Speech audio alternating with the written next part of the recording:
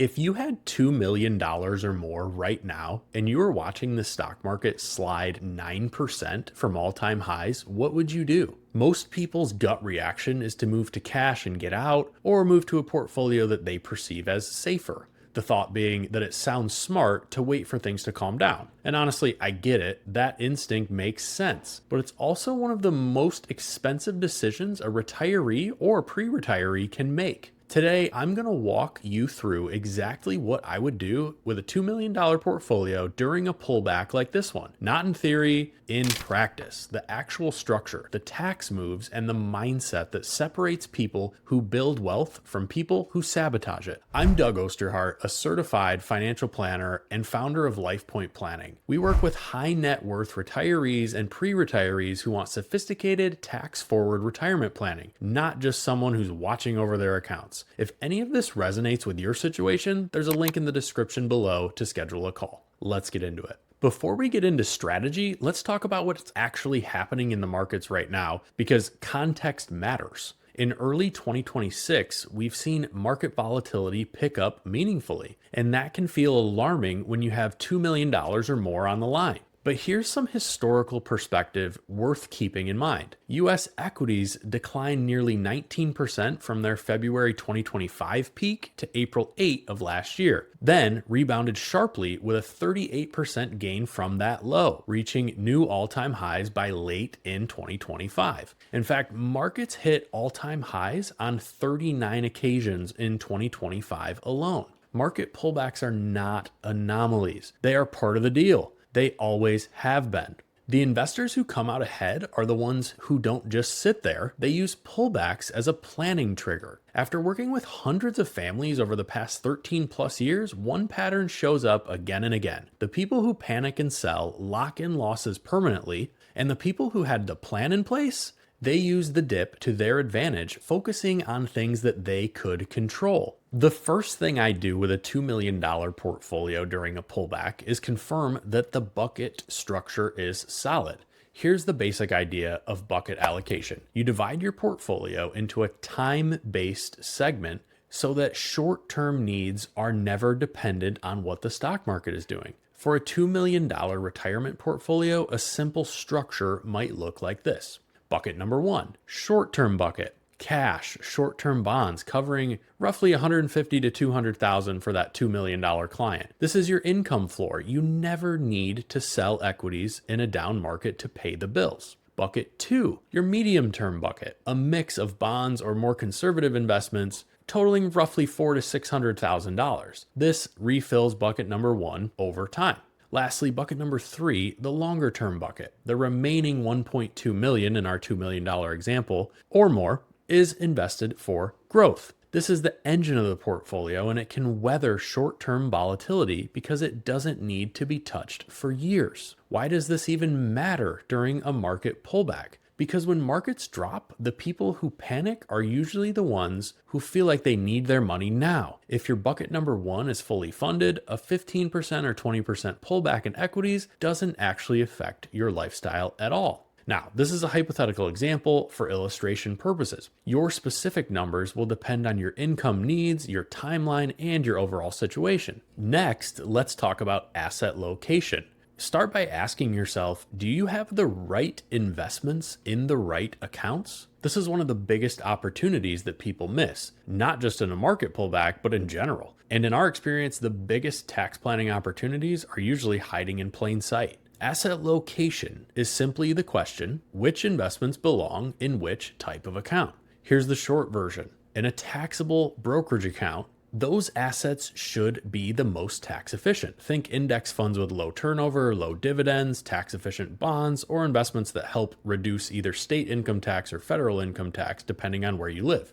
You pay taxes on this account annually, so you want to minimize what triggers a tax bill each year. Next, traditional IRAs or 401k accounts, your pre-tax accounts. Those accounts should hold your tax inefficient assets, things like taxable bonds, REITs, which real estate investment trusts, or higher dividend paying strategies. Why is that? Because the income generated in a traditional or pre-tax account, a traditional IRA, is tax deferred. You only pay taxes when you withdraw the money. So the annual tax drag essentially disappears. Lastly, a Roth IRA or your tax-free bucket, which is your most tax advantageous and valuable account. It grows completely tax-free and it does not have any required minimum distributions. This is where you want your highest growth and highest potential return assets because every dollar of growth there is yours to keep, assuming you make a qualified withdrawal. I often see people who've just consolidated from a previous advisor with bonds sitting in their Roth IRA, for example. That's one of the most common and potentially costly mistakes that we see. You're sheltering the wrong thing tax-free. Move the bonds to the traditional IRA, put the growth assets in the Roth, and you can still maintain your overall target allocation. During a pullback, this is a great time to review that allocation and location because the relative values have shifted and there may be rebalancing to do anyway. All right, this next piece is likely one that is the most discussed or the one that you've heard about the most. Roth conversion opportunities. A market pullback creates a Roth conversion window that most people tend to overlook.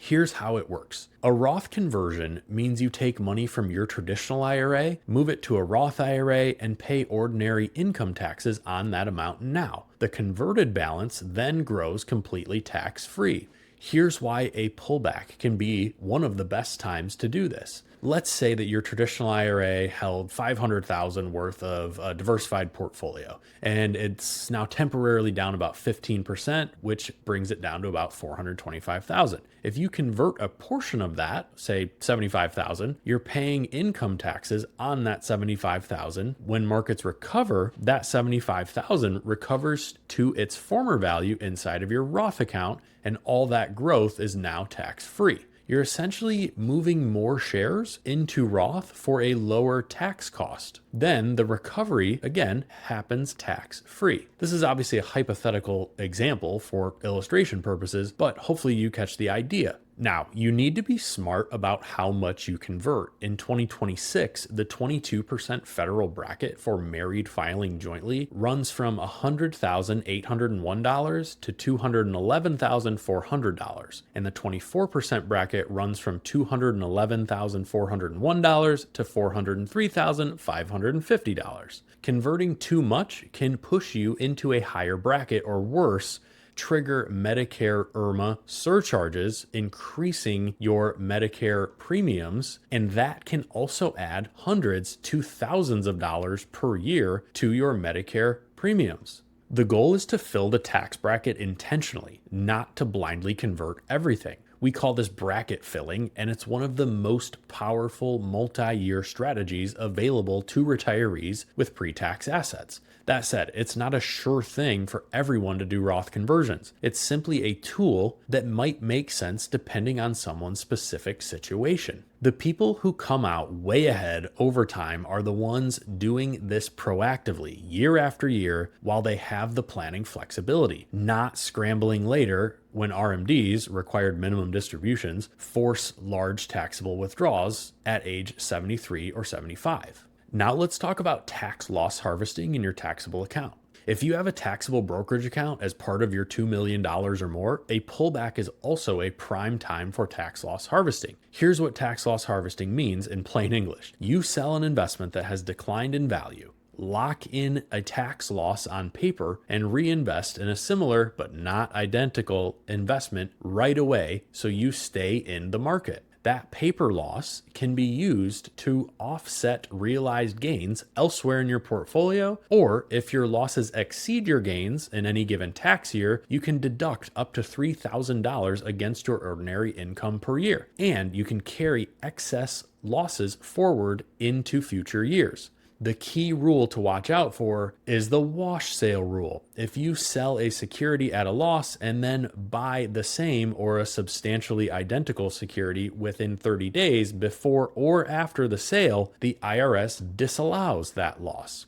For a $2 million portfolio with meaningful exposure to equities, a 10 or 15% pullback can generate substantial harvestable losses that translate directly into reduced tax bills either now or into the future. During a period of volatility, it's worth reviewing your taxable account position by position, or maybe even more importantly, lot by lot for each specific position. This is one of those things that rarely gets done without a plan in place. And it's a big reason why proactive tax planning is worth far more than pure investment management alone. Here's the thing I want to leave you with. Everything I just described, the bucket structure, the asset location, Roth conversions, and the tax loss harvesting, none of it happens in the moment of panic. It has to be set up in advance. People frequently ask us what's different about working with a financial advisor versus doing it yourself or sticking with whoever your current advisor is. And one of those things we hear most often from new clients is, wow, you go into a lot more detail than my previous advisor. That's not an accident. After reviewing hundreds of portfolios and plans from previous advisors, one issue shows up more often than you'd think. No tax coordination. The investment side looks fine on paper, but no one is running a tax forward-looking strategy. No bracket filling, no multi-year Roth conversion plans. There's bonds sitting in Roth accounts. Taxable losses or even gains are not being harvested tax efficiently. Those gaps add up to real money, often tens of thousands of dollars, and in some cases significantly more over the course of a retirement. A market pullback is a forcing function. It reveals whether your plan is built for real life, for volatility, taxes, and for the long haul, or whether it's just a portfolio sitting there waiting. If you want to see whether the strategies in this video are relevant to your specific situation, Roth conversions, tax loss harvesting, bucket structure, asset location, etc., we make it very simple to find out. Just click the link in the description below to schedule an introductory call with our team. We'll take a look at where you are, walk you through how we approach planning for families like yours, and tell you honestly whether or not we can add meaningful value. There's no pressure and no complicated intake process. It's just a conversation. We look forward to hearing from you soon.